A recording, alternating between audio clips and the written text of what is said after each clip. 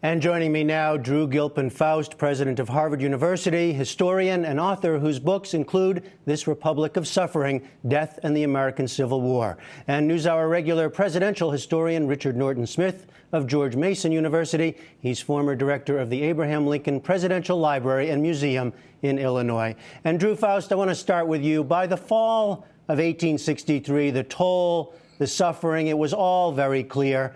Set the context for thinking about the speech. What was Lincoln out to do in that moment?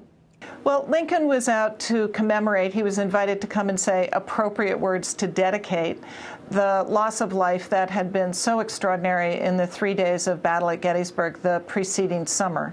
And this was a loss of life that motivated the representatives of northern states who had had soldiers die in that battle to come together and acquire land on which to build a cemetery.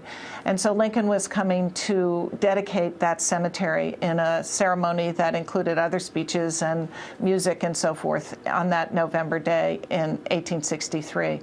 When he arrived in the town, it's important to remember there were still unburied bodies piled in coffins in the street, and so the aura of death was still very present, even all those months after the July battle. Now, Richard, how do we, 150 years later, how should we see the speech in that moment? Can we put ourselves back there at all? Sure. We've been doing that for 150 years in a real sense. Dr. Faust is absolutely right. Lincoln came to dedicate the field of honor that had been fought over, and at the same time he came to define the war, in some ways to define the nation. One way he did that was to begin with a history lesson. 77 years ago refers to 1776 and the Declaration of Independence and the Jeffersonian ideal, the egalitarian ideal that all men are created equal. Lincoln is telling his countrymen that the idea of America, the egalitarian ideal of America, existed before it was codified in the Constitution. Mm-hmm. That's critical. That's absolutely essential, because that's the America, in a very real sense, that Lincoln was rededicating his countrymen when he talked about a new birth of freedom. Well, Drew Faust, pick up on that, because the obvious questions 150 years later is how did the speech with so few words come to have such meaning, and what is the meaning? The speech is powerful in part, I think, because it is so direct and so poetic, and the words carry so much meaning in such a short space. And it's often said in memories of the speech that, oh, no one liked it or it wasn't recognized. And that's not true. It was heard by those in attendance at that moment to be a powerful, powerful message. And it was received by the newspapers very soon after it was delivered as something of great importance. So why was it so important?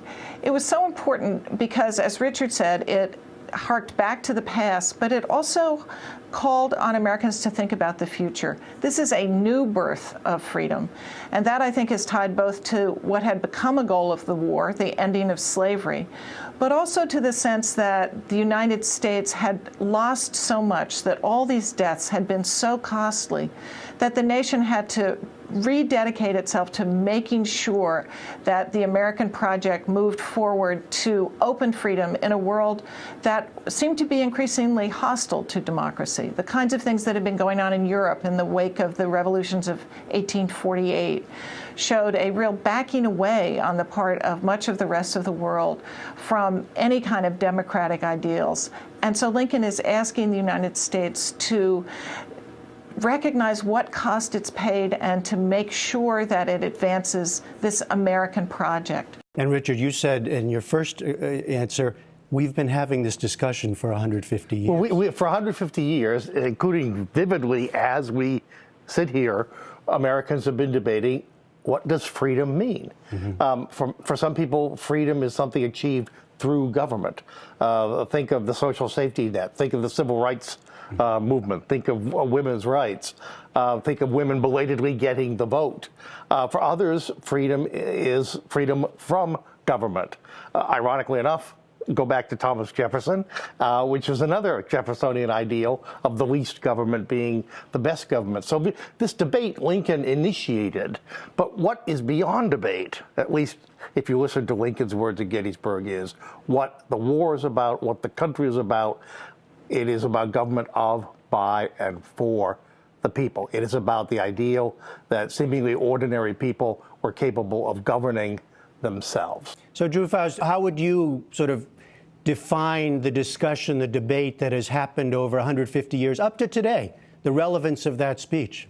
I believe that the Gettysburg Address, by defining our national purposes, gives us certain obligations, in a sense, as citizens, to make sure that the costs that our ancestors and predecessors paid is one that we still devote ourselves to making valuable, to honoring in the way we honor not just the dead, but we must honor what they fought for and why they died. Richard, what do you tell students, or what do you think they should know about this now?